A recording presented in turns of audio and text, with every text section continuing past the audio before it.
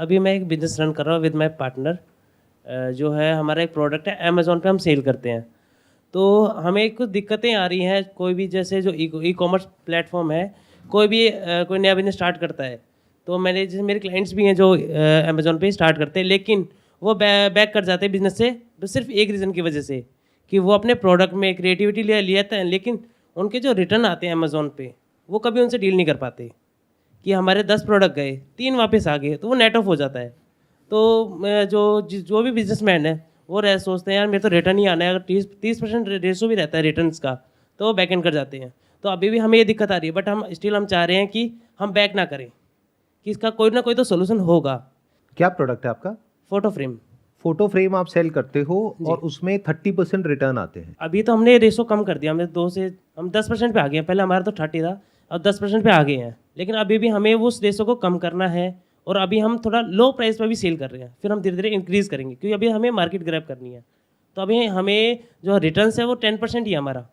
लेकिन रिटर्न्स ऐसे होते हैं कि कस्टमर के पास स्पेसिफाई रीज़न नहीं होता।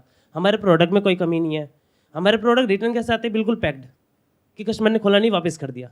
और कई जैसे कस्टमर कहता है कि आपका प्रोडक्ट छोटा है, जो फोटो में जैसे बड़ा दिखता है कि इमेजेस होती हैं बड़ी दिखती हैं, कस्टमर कहता है छोटा है, लेकिन हम उसके साथ साथ हम स्पेसिफाई देते हैं कि ये इस साइज़ का रहेगा, ये इंचेस हैं, ये डिटेल्स हम सब प्रोवाइड करते हैं। लेकिन कुछ कस्टमर जो होते हैं जो रीड नहीं करते हैं, वो कहते हैं हाँ देखा, बाय कर लिया, जब सामने अरे ये तो छोटा है, वापस कर देते हैं। इसमें दिक्कत क्या है? अगर 10% कस्टमर रिटर्न कर रहा है तो इसमें आपको दिक्कत क्या आ तो रही है? उसमें हमें जो फ्रेट लगता है अमेजोन की तरफ से, कि कोरियर वाला बंदा हमसे यहाँ लेके जाएगा फिर वापस लेके आएगा, तो वो हमें बियर करना पड़ता है। तो आपका मार्जिन कितना है इसमें? हम तो मार्जिन का भी सोचते नहीं है कि हमारा ऑन कॉस्ट भी निकल जाए। तो अभी ये हम लो कॉस्ट पे हम सेल कर रहे हैं। जब एक मार्केट ग्रैब कर लेंगे कि मंथली सेल 2 लाख 3 लाख हो रही है, देन हम सोचेंगे मार्जिन के बारे में। अभी कितनी सेल हो रही है आपकी मंथली? अभी मंथली सेल से लास्ट मंथ ही मेरी 25 के 25,000 की हुई जी। है। अभी आप रिसेंटली आए हो मार्केट प्लेस? 3 मंथ्स हो गए मेरे को। 3 महीने हो गए। जी। तो अभी आपकी 25,000 की सेल शुरू हो गई है। जी। तो आप ये फोटो फ्रेम कितने का खरीदते हो और कितने का बेचते हो? ये फोटो फ्रेम हमारा 250 का पड़ता है, प्लस पैकेजिंग लगे 300 का हो जाता है। तो 300 में हमारा पैकेज रेडी टू डिलीवर हो जाता है। हम उसको सेल करते हैं 600 का, जिसमें हम अमेजोन का कमीशन ये सब आते हैं। तो उसमें हमारा जो मार्जिन रहता है, अगर मेरा एक प्रोडक्ट सेल करता हूँ तो मुझे 50 रुपीज़ बचते हैं एक प्रोडक्ट पे। आप ना गलत जगह पर फोकस कर रहे हो। आप अभी फोकस कर रहे हो रिटर्न के ऊपर। रिटर्न तो it's part of the business. बिल्कुल ऐसा है कि जब कोई गाड़ी चलेगी तो उसकी गाड़ी में अगर टायर है तो टायर तो पंचर होगा। अब आप कह रहे हो कि टायर पंचर नहीं होना चाहिए जी। तो आप गलत ट्रैक पर निकल गए हो, या गाड़ी कभी खराब ही ना हो। ऐसा तो हो ही नहीं सकता जी। 10 में से एक आध गाड़ी तो खराब होगी। हाँ जी। उसमें कोई ना कोई दिक्कत तो आएगी, गाड़ी चलेगी तो खराब होगी जी। ऐसे ही अगर आप ये ऑनलाइन बिजनेस में जाओगे तो रिटर्न तो आएगा। तो प्रॉब्लम क्या है कि आप मार्जिन को अच्छे से मैनेज नहीं कर रहे हो। इस तरह की मार्केट प्लेसेस पे आप सेल करते हो तो आइडियली आपका जो मार्जिन है वो प्रोडक्ट की जो भी कॉस्ट है उसका 4 से 5 गुना आपका प्राइस होना चाहिए। उसमें सारा कुछ फैक्टर इन हो जाता है। अब आप क्या गड़बड़ कर रहे हो, पीछे से 300 का खरीद रहे हो जी। आगे 600 का बेच रहे हो जी। तो ये बिजनेस मॉडल कभी सक्सेसफुल हो ही नहीं सकता। आपको करना क्या है, अपनी इस कॉस्ट को डाउन लाना है या प्राइस को ऊपर पुश करना है। इन दोनों में से एक काम को करना है। रिटर्न की टेंशन नहीं लेनी है। Return is part of that game. Basically देखो प्रॉब्लम पता है क्या होती है, मैं आपको बताता हूं कि ज्यादातर एंटरप्रेन्योर्स के साथ में जो मैंने नोट किया है, हम ऐसी जगह पर फोकस कर रहे होते हैं जहां पर फोकस करना जरूरी ही नहीं होता है। बिजनेस में 2 जगह होती है जो सबसे इंपॉर्टेंट होती है। एक होती है कॉस्ट, जितने में आप एक्वायर कर रहे हो। दूसरा होता है जो आपका सेलिंग प्राइस है। सेलिंग प्राइस आपको मैक्सिमाइज करना होता है जहां तक जा करके सेल इफेक्ट नहीं होती है, यानी वॉल्यूम इतनी नहीं गिरती है, तो वहां तक आप प्राइस बढ़ा सकते हो। और कॉस्ट आपको देखना है आप कितनी ऑप्टिमाइज कर सकते हो। अगर उस प्रोडक्ट में आपको मार्जिन नहीं मिल रहा है तो कोई और प्रोडक्ट कर लो। फोटो फ्रेम मतलब क्या, मतलब एक तरह का नहीं होता है जी। हजारों तरह के होते हैं। किसी में मार्जिन ज्यादा है, किसी में कम है, किसी में कंपटीशन ज्यादा है, किसी में कम है। जी। जिस मार्केट में आप ऑपरेट कर रहे हो, जहां पर आप ऑपरेट कर रहे हो, जिस तरह के प्रोडक्ट को आप सेल कर रहे हो, आप कोई ब्रांडेड को तो सेल कर नहीं रहे हो। नहीं। वैसे ही ओपन एक प्रोडक्ट है जो आपने लिया कहीं से और ला करके उसको बेच दिया जी। तो वहां पे तो रिटर्न आना ही है। तो मुझे उस पर फोकस नहीं करना है, उस पे तो फोकस करना ही नहीं है, कोई सेंस ही नहीं है उस पे फोकस करने का। मतलब जितना करना था आप ऑलरेडी कर चुके हो। जी। 30% रिटर्न था, उसको आप 10% पे ले आए हो। हाँ जी। अब फोकस यहां करना है। जो आप बात कर रहे हो ना कि मेरे को मार्केट बनानी है, मेरे को ये करना है, मेरे को वो करना है, एक्चुअल में क्या करना है वो मैं आपको बता देता हूं। आपको अच्छे रिव्यूज चाहिए जी। और रिव्यूज की जो ओवरऑल रेटिंग है वो अच्छी चाहिए। ये राइट बस आपको सिर्फ इतना ही चाहिए अभी इस स्टेज में। अगर ये हो जाता है जी, तो आपका काम हो जाता है, और जितनी जल्दी हो जाता है उतना अच्छा है। तो इसको और फटाफट करने के लिए प्राइस को अभी फॉर अ टाइम बीइंग आप जी। और भी अगर गिरा सकते हो तो ओके। गिरा दो, ठीक है, और फटाफट से अच्छे रिव्यूज ले लो। और अच्छे रिव्यूज लेने के लिए या रिव्यूज लेने के लिए भी कोई ना कोई इंसेंटिव या कुछ ना कुछ देना पड़ता है कस्टमर को, राइट तभी वो रिव्यू देगा। नहीं तो पता लगेगा 50 में से 1-2 लोग रिव्यू दे रहे हैं। राइट, तो अभी फिलहाल आपको रिव्यूज चाहिए, ओके, बस यही एक गोल होना चाहिए। अच्छे रिव्यूज चाहिए, ज्यादा से ज्यादा चाहिए।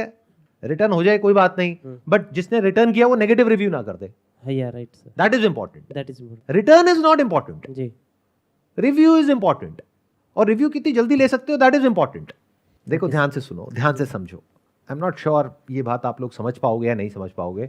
हम लोग कभी भी ना जब कोई काम करते हैं ना तो सारी कैलकुलेशन कर लेते हैं, लेकिन जो असली कैलकुलेशन है वो कभी भी नहीं करते हैं। अगर आप ये बिजनेस ना करो, आज कहीं पर जॉब करो, तो कुछ तो अमाउंट मिलेगा ना। राइट सर, कितना मिलेगा? फॉर एग्जाम्पल 40K, 40,000 रुपए, जी प्लस आप कह रहे हो आपके कोई पार्टनर भी हैं, जी उनका भी मान लेते हैं 40-50,000 रुपए। तो लाख रुपए महीना जी आपकी कॉस्ट है इस बिजनेस को करने की, और असली कॉस्ट वो है। जी, आप कॉस्ट किसको लगा रहे हो? जो 10% रिटर्न आ रहा है उस पर सारा का सारा आपका फोकस है। ओके, 10% रिटर्न का मतलब क्या है कि 25,000 की आपकी सेल हो रही है महीने की, जी उसमें 2,500 का रिटर्न आ गया, जी, आपका सारा ध्यान 2,500 के ऊपर है। जबकि उस 2,500 में एक्चुअल में जो आपकी कॉस्ट लगी वो फ्रेट की लगी, यानी कि Right. कोरियर की लगी, Courier पैकेजिंग की की, लगी। yeah. जो प्रोडक्ट है वो तो वापस काम आ जाएगा। जी जी तो आपकी कॉस्ट लगी कितनी? 500-700 रुपए, 1,000 रुपए। जी, आपका ध्यान है मैं इस 1,000 रुपए को बचा लूं, मुझे 1,000 रुपए का नुकसान हो रहा है। एक्चुअल में जो आपका नुकसान हो रहा है वो तो आपको दिख ही नहीं रहा है। वो क्या है? लाख रुपए महीना। जी, और ये जो लाख रुपए महीने का नुकसान है, अगर आपको 1 साल तक होता है तो आपको 12 लाख का नुकसान हो गया है। राइट सर, चाहे रिटर्न को आपने थोड़ा बहुत कम ज्यादा भी कर लिया, उससे कोई फर्क नहीं पड़ता है। आपको क्या चाहिए कि इस बिजनेस में 1 साल बर्बाद ना हो, 1 महीने के अंदर या 2 महीने के अंदर वो हो जाए जो आप चाहते हो। यानी क्या? रिव्यू आ जाए। रिव्यू आएंगे जब बढ़िया से, तो आप ऐड करके ऊपर अगर अपनी ऐड को प्लेस करोगे जी, तो उस पर अगर रिव्यूज अच्छे होंगे तो कन्वर्जन होने के चांसेस बढ़ जाएंगे। तो इस काम को जल्दी करना है। रिटर्न अगर 20-30% भी आ जाए लेकिन रिव्यू नेगेटिव नहीं आ रहे, उसकी वजह से क्या फर्क पड़ता है? ओके, आपका तो cost of doing business is 1 lakh rupees per month. उसको क्यों नहीं देखते हो? जी, देखो, ध्यान से समझो, बिजनेस की ना स्टेजेस होती है। इस पॉइंट पे समझना होता है कि इस टाइम पे इस बिजनेस में सबसे इंपॉर्टेंट क्या है। आपको अगर नेक्स्ट स्टेप पे जाना है तो आपको अच्छे रिव्यूज चाहिए। वो कब आएंगे? जब जो फोटोग्राफ्स हैं वो प्रोडक्ट से जितनी हो सके मैच होगी, जी, इंफॉर्मेशन पूरी डिटेल में होगी, राइट, और जो दिख रहा होगा वैसा ही कस्टमर को मिल रहा होगा। उसमें Right. कहीं कोई गड़बड़ होगी तो नेगेटिव रिव्यू आने के चांसेस हैं। Right. तो अभी आपके माइंड में सिर्फ एक ही चीज घूमनी चाहिए, review. Review, right, that to maximum number of reviews in least possible time, क्योंकि आपका लाख रुपए महीना जा रहा है वहां पर। राइट सर, रिटर्न में आपका कोई नुकसान नहीं हो रहा है। रिटर्न में तो आपका 1,000 रुपए लग रहा है। समझ रहे हो ना मेरी कैलकुलेशंस? राइट सर, आपका एक्चुअल में जो पैसा लग रहा है वो है लाख रुपए महीना, जो आप टाइम वेस्ट कर रहे हो। आप कह रहे हो कि मेरे को यही बिजनेस करना है, उसको सक्सेसफुल बनाना है। क्यों? अपना जॉब करो। अगर ये बिजनेस कमा के नहीं दे रहा है तो अब कमा के कब देगा? लगाओ दिमाग। जब रिव्यूज आएंगे रिव्यू आएंगे, तो फोकस क्या होना चाहिए? सिर्फ रिव्यू, रिटर्न नहीं, सेल नहीं, कॉस्ट नहीं, जी, सिर्फ रिव्यू। सिर्फ रिव्यू, तो पॉजिटिव रिव्यू ज्यादा से ज्यादा जल्दी से जल्दी कैसे आएंगे? मतलब अगर आपका जो अभी प्लान है, जिस स्पीड से आप ग्रो कर रहे हो, जी। अभी तक कितने रिव्यूज आए हैं आपके पास टोटल? 5 to 10। 5 to 10। जी। तो अगर इसको 100 करना है, 200 करना है, 500 करना है तो कैसे होगा? हमें कस्टमर से रिक्वेस्ट करनी पड़ती है, रिक्वेस्ट डलती है। कुछ कस्टमर करते हैं, रिव्यू भी देते हैं, लेकिन कुछ हमें सेल्फ ऑर्डर भी करने पड़ते हैं। हम सेल्फ ऑर्डर करें, फिर हम रिव्यू डालें। क्या मेरे ब्रदर हैं, उन्होंने राजस्थान में रहते हैं, उन्होंने राजस्थान से ऑर्डर किया, हमने उनसे रिव्यू डलवा दिया, तो ऐसे विजिबिलिटी बढ़ती है। पर इसमें हम रिस्क नहीं लेते, हम चाहते हैं कस्टमर ही हमें रिव्यू करे। कस्टमर आपको क्यों रिव्यू देगा? उसके पास तो टाइम ही नहीं है। आप अपने ऊपर रख करके देखो, किसी भी प्रोडक्ट का आप रिव्यू देते हो या नहीं देते हो? क्यों देते हो? या तो जब गुस्सा आता है तब देते हो जी सर, कि बेवकूफ बना दिया, इसको छोड़ूंगा नहीं, तब देते हो। अगर आपको प्रोडक्ट अच्छा लगता है तो क्या रिव्यू देते हो या उस प्रोडक्ट को यूज करते हो? यूज़ करते हैं। तो रिव्यू आप दोगे जब आपको लालच मिलेगा। तो अगर आप ये कहोगे कि ये प्रोडक्ट आपको मिल गया है, साथ में मान लो आप ये जो फोटो फ्रेम दे रहे हो, विद फोटो दे रहे हो, राइट? राइट, तो उसमें फोटोग्राफ्स किसकी होती है? भगवान जी की, गॉड, भगवान की फोटोज होती है। राइट, तो अगर मान लो आपने एक भगवान की फोटो विद फोटो फ्रेम किसी को दी 600 रुपए में, जी। अब आप कहते हो कि अगर आप ये रिव्यू हमको देते हो तो साथ में जी, आपको ये वाली फोटो भी मिल जाएगी फ्री ऑफ कॉस्ट, तो क्या वो रिव्यू देगा या नहीं देगा? देगा सर। और अगर आप कहोगे कि अगर आपने रिव्यू दिया, अब यहाँ जी। पे कुछ चीजें जो आप कह रहे हो, कुछ चीजें जो नहीं कह रहे हो, जी आप ये कह रहे हो कि आप यहाँ पे जाकर के रिव्यू कर दो जी और हम आपको ये फोटो फ्रेम भेजेंगे आपके घर पे। अब मुझे नहीं पता कि ये जो टर्म्स एंड कंडीशंस है मार्केट प्लेस की उसके हिसाब से सही है या नहीं है, that I don't know. I am just assuming without getting into the nitty-gritties कि अगर ऐसा कर सकते हैं और ऐसा आप करते हो, और कस्टमर को आप क्या कह रहे हो कि अगर आप रिव्यू देते हो तो आपको ये और मिल जाएगा साथ में, तो इसके दो मतलब हो गए। एक कि आप रिटर्न नहीं करोगे क्योंकि वो चीज जो आपको मिलेगी वो 15 दिन बाद मिलेगी। राइट दूसरा, रिव्यू पॉजिटिव होना चाहिए। या बोल नहीं रहे, जी लेकिन ऑब्वियस है ना, जी कुछ चीजें हैं जो बोली जाती हैं, कुछ है जो नहीं बोली जाती हैं। या बोल नहीं रहे कस्टमर को कि आपको जी। पॉजिटिव रिव्यू देना है, आप बोल रहे हो आपको सिर्फ रिव्यू देना है, रिव्यू देना आपको है। ऑनेस्ट रिव्यू देना है। जैसे ये रिटर्न पीरियड खत्म हो जाएगा यानी कि 15 दिन का, जी तो हम आपको एक और फोटो फ्रेम जो कि सेम नहीं है, उससे मिलता जुलता है, ये वाला आपको फ्री ऑफ कॉस्ट भेज देंगे अगर आप रिव्यू करते हो तो वो कस्टमर पॉजिटिव रिव्यू करेगा, नेगेटिव क्यों करेगा? नेगेटिव नहीं करेगा नहीं तो वो नहीं मिलेगा उसको। जी ठीक है, नंबर 1। नंबर 2, रिटर्न नहीं करेगा, तो आपकी दोनों प्रॉब्लम्स एक झटके में सॉल्व हुई। हाँ जी सर। आपके पास रिव्यू फटाफट आए। हाँ जी सर। अभी जो 5-10 आपके पास आए हैं वो भी अपने ही भाई बंधुओं के आए हैं। जी। अब एक्चुअल रिव्यूज आए, जी राइट Amazon को भी पता लग रहा है कि एक्चुअल क्या है और क्या नहीं है। क्या नहीं है, उनके राइट। पास में पूरा का पूरा एल्गोरिथम होता है, जी राइट वो सर। फिगर आउट कर लेते हैं। हाँ जी सर। जब एक्चुअल में आपके पास में रिव्यूज आ गए, मान लो 100-150 और 1 महीने के अंदर आ गए, जो वैसे आपके पास 1 साल में आने वाले थे, तो 11 लाख रुपए तो आपने ऑलरेडी कमा लिया। Right sir. कैसे? रिव्यू से विजिबिलिटी बढ़ी, उससे सेल आई हमारी। नहीं, किसी को समझ आया मैंने क्या बोला है? सर ये जो 12 महीने में इनके जितने रिव्यू आने वाले थे वो 1 महीने में आ गए इनके पास, तो इनका 11 महीने जो एक्स्ट्रा जो 11 महीने का 11 लाख रुपए वो तो बच गए ना। इनके एक ही महीने में उतने रिव्यू इनको मिल जा रहे हैं जो 12 महीने में पहले मिलते थे। वो 11 लाख कहां से आया अमाउंट? 1 लाख इनका जो बेसिक था ना, अगर ये जॉब करते तो इनको मिलता है 1 मंथ का। राइट 12 महीने में 12 लाख हुए वो, राइट 1 महीने में इन्हें सारे रिव्यू मिल गए, हाँ, तो इनका 1 महीने के 1 लाख अगर हम उसे हटा देते हैं फिर भी 11 लाख बच गए ना हमारे। एग्जैक्टली। इन्होंने जो कहा आपको समझ आया? हाँ जी सर। क्या आया बताइए? कि जो हमारी 1 लाख की जो कॉस्ट आ रही है, मंथली कॉस्ट आ रही है, जो वो क्या है कॉस्ट? वो है हमारे प्रोडक्ट की कॉस्ट। अरे नहीं, वो कॉस्ट आपको दिखी नहीं रही है ना, आप कैलकुलेट कर रहे हो। जी आपकी एक्चुअल कॉस्ट वो है, इसको अपॉर्चुनिटी कॉस्ट बोलते हैं। जी देखो ध्यान से सुनो, आपको कॉस्ट क्या दिखती है? मैंने एक प्रोडक्ट खरीदा, उसके लिए मैंने पैसे दिए, ये मेरी कॉस्ट है। कोरियर लग गया, ये मेरी कॉस्ट है। मार्केट प्लेस को कमीशन देना है, ये मेरी कॉस्ट है। रिटर्न आ गया, ये मेरी कॉस्ट है। असली कॉस्ट तो आप कैलकुलेट ही नहीं कर रहे। ये सब कॉस्ट तब मायने रखती जब आपकी सेल हो रही होती महीने की 25 लाख।